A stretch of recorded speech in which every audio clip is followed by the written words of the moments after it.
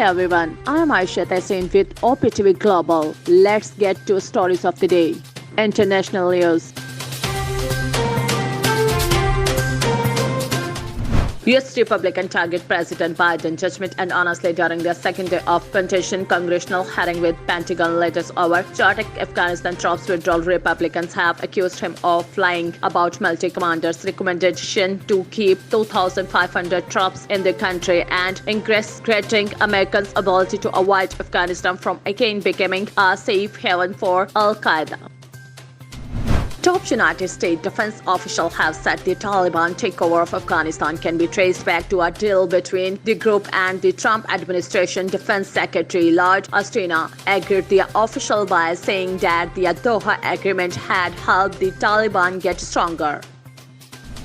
Pakistan Foreign Office has reacted to the draft bill introduced in the U.S. Senate seeking sanction against Pakistan along with the Afghan Taliban foreign officer. Spokesperson said that unwarranted reference to Pakistan in the bill are consistent with the spirit of cooperation. Interior Minister Sheikh Rashid Ahmad also rejected allegation that Pakistan had provided any military support to the Afghan Taliban.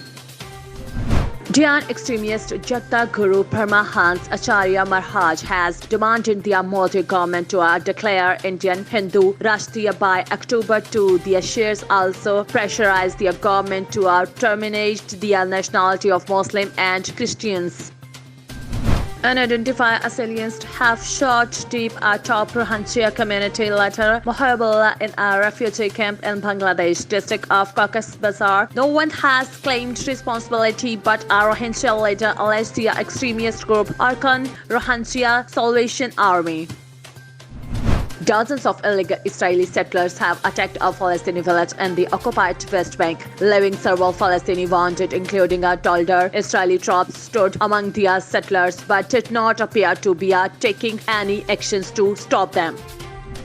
At least 100 Yemeni rebels and pro-government troops have been killed in the past 48 hours as fighting intensifies for the city of Merab. A string of airstrikes from the Saudi-led coalition target the Iran-backed Houthi rebels in the government's last northern stronghold. The British government has started deploying its reserve tanker fleet to boost fuel deliveries. Business Secretary said soldiers would be delivering fuel later this week after days of queues. The death toll from bloody clashes between rebel gangs in Ecuador prisons has reached 116 with nearly 18 more wounded. Inmates went to war armed with guns and grenades on Tuesday at the Guayaquil prison complex. Pakistani news. The Special Forces of Pakistan and the Russian Federation have joined hands for a two-week military exercise. The Doshabawal opening ceremony was held at the Milkino Truck area of Russia. The Pakistan High Commissioner commemorated Defence and Martyrs Day of Pakistan at National Army Museum, London. Air Vice of Royal Air Force Assistant Chief of Defence Staff on Military Strategy and Global Engagement was the chief guest at the ceremony. Reacting to a proposed bill moved in the U.S. Senate seeking to assist Pakistan's alleged role in Afghanistan, Foreign Minister Shah Mahmood Qureshi said that the Republicans submitted the bill to build pressures on U.S. President Joe Biden. He also added that the opponents of Pakistan in the U.S. are active and we are well aware of them. Prime Minister Imran Khan hit the former government hard over their alleged corruption in their road projects. Mr. Khan said that federal investigation agencies has been tasked with probing into alleged corruption in road infrastructure projects in the past. 3 million Afghan refugees are currently living in Pakistan. The National Assembly Standing Committee on Human Rights expressed gave concern that there is no record of 700,000 Afghan residing in the country, as only 1.5 million of them were registered. Pakistan Muslim League known Supremo Nawaz Sharif alleged Prime Minister Imran Khan for distorting the country culture and politics with his abusive language. Mr. Sharif stressed his party workers should avoid indecent language and respond to their government functionaries with facts and figures. The Islamabad High Court has rejected the bail pleas of the parents of main suspect Zahid Jafar in the Noor Muqaddam murder case. The IHC also ordered the trial court to complete the trial within 8 weeks.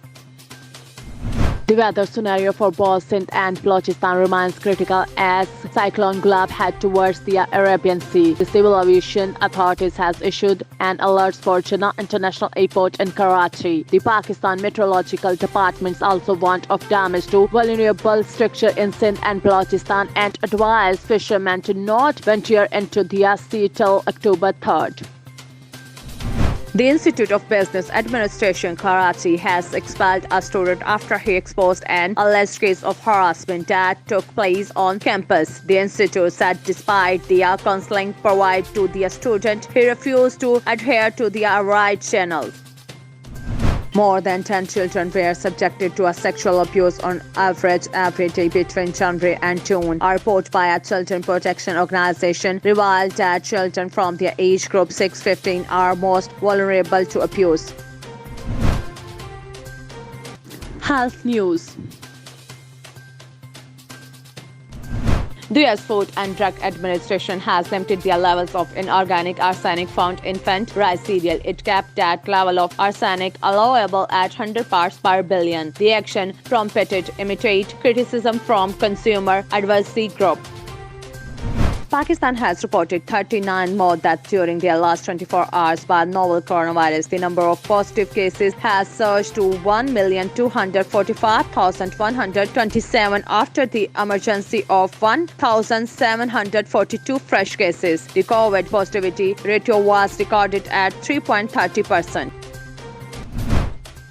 It's time for OPtv Global Science and Technology Bulletin.